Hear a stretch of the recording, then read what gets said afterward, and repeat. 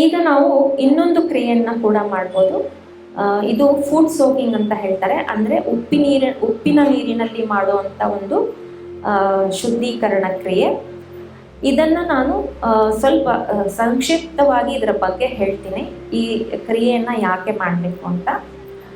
ನಮಗೆ ನಾವು ದಿನನಿತ್ಯದ ಒಂದು ಕಾರ್ಯಕ್ರಮದಲ್ಲಿ ನಾವು ಹೇಗೆ ಆಗ್ಬಿಟ್ಟಿರ್ತೀವಿ ಅಂತಂದರೆ, ನಮ್ಮ ಚಕ್ರಗಳಲ್ಲೆಲ್ಲ ಹಿಡಿತಗೊಂಡು ಎಲ್ಲ ಅಸಂತುಲನಗೊಂಡಿರ್ತವೆ. ಅದಕ್ಕಾಗಿ ನಾವು ಈ ಉಪ್ಪಿನೀರಿನ ಒಂದು ಕ್ರಿಯೆಯನ್ನು ಶುದ್ಧೀಕರಣ ಕ್ರಿಯೆ ಮಾಡೋದ್ರ ಮೂಲಕ ನಮ್ಮಲ್ಲಿರುವ ಎಲ್ಲ ಚಕ್ರಗಳನ್ನು ಶುದ್ಧೀಕರಣ ಮಾಡ್ಕೋಬೋದು. ಹೇಗಂದರೆ ಇಲ್ಲಿ ನಾವು ಪಂಚತತ್ವಗಳನ್ನು ಉಪಯೋಗಿಸ್ತೇವೆ. ನಮ್ಮ ದೇಹ ಕೂಡ ಪಂಚಭೂತಗಳಿಂದ ಆಗಿರೋದ್ರಿಂದ ನಾವು ಪಂಚತತ್ವಗಳನ್ನು ಉಪಯೋಗಿಸಿ ನಮ್ಮಲ್ಲಿರುವ ಒಂದು ಚಕ್ರಗಳನ್ನು ಶುದ್ಧೀಕರಣ ಮಾಡಬಹುದು. ಇಲ್ಲಿ ನಾವು ಒಂದು ಬಕೆಟ್ನಲ್ಲಿ ಅಥವಾ ಒಂದು ಅಗಲವಾದ ಪಾತ್ರೆಯಲ್ಲಿ ನಲ್ಲಿಯ ನೀರನ್ನು, ಅಂದರೆ ನಾರ್ಮಲ್ ವಾಟರನ್ನು ತಗೊಂಡು ನಮ್ಮ ಹಿಮ್ಮಡಿ ಮುಳುಗೋ ಅಷ್ಟು ನೀರಲ್ಲಿ ನಾವು ನಮ್ಮ ಕಾಲುಗಳನ್ನು ಇಡಬೇಕಾಗುತ್ತೆ.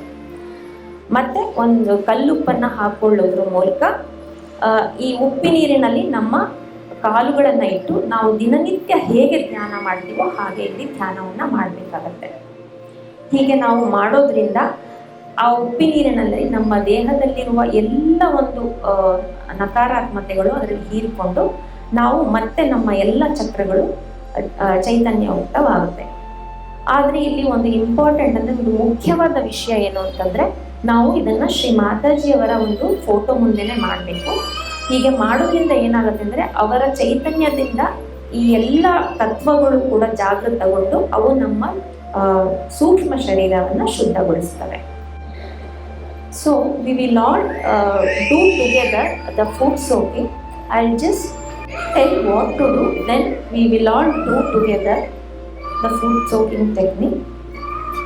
We have to have in a bucket normal tap water, and we have to keep our feet in the water with putting one fist of our this crystal salt. So now we will do that. We will all take a bucket and put some one fistful of crystal salt.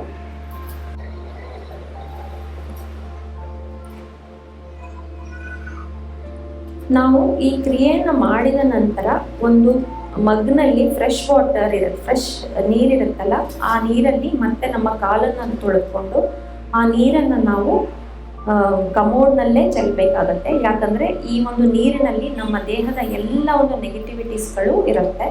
So ಇದನ್ನು ನಾವು ಗಿಡಗಳಿಗೂ ಹಾಕಬಾರ್ದು, ಇದನ್ನು ನಾವು ಕಮೋಡ್ನಲ್ಲಿ ಹಾಕಿ ಇದನ್ನು flush ಮಾಡಿಬಿಡ್ಬೇಕು. ಮೊದಲನೇದಾಗಿ ನಾವೆಲ್ಲರೂ collective ಆಗಿ ಬಂಧನವನ್ನು ತೆಗೆದುಕೊಳ್ಳೋಣ. Will all take Bandhan.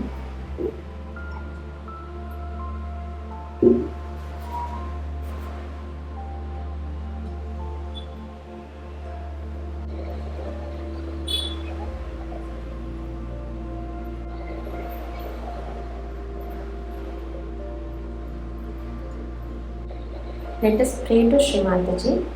ನಾವು ಶ್ರೀ ಮಾತಾಜಿ ಅವರಲ್ಲಿ ಪ್ರಾರ್ಥನೆ ಮಾಡೋಣ. ಶ್ರೀ ಮಾತಾಜಿ, ದಯಮಾಡಿ ಇಂದಿನ ಶುದ್ಧೀಕರಣಕ್ಕೆ ನಮ್ಮನ್ನು ಅನುಮತಿಸಿದ್ದಾರೆ. ನಾವು let us keep our both the feet in the water.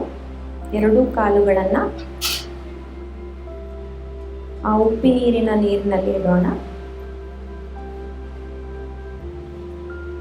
ಎರಡೂ ಕೈಗಳು ಶ್ರೀ ಮಾತಾಜಿಯವರ ಫೋಟೋ ಮುಂದೆ ಇಡಬೇಕು. ಇಲ್ಲಿ ನಾವು ಪಂಚತತ್ವಗಳನ್ನು ಉಪಯೋಗಿಸ್ತಿದ್ದೀವಿ.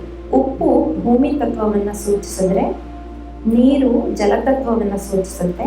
ಹಾಗೆಯೇ ಬೆಳಕು, ಶ್ರೀ ಮಾತಾಜಿಯವರ ಮುಂದಿರುವಂಥ ಒಂದು ದೀಪದ ಬೆಳಕು, ಇದು ಬೆಳಕಿನ ತತ್ವವನ್ನು ಸೂಚಿಸುತ್ತೆ.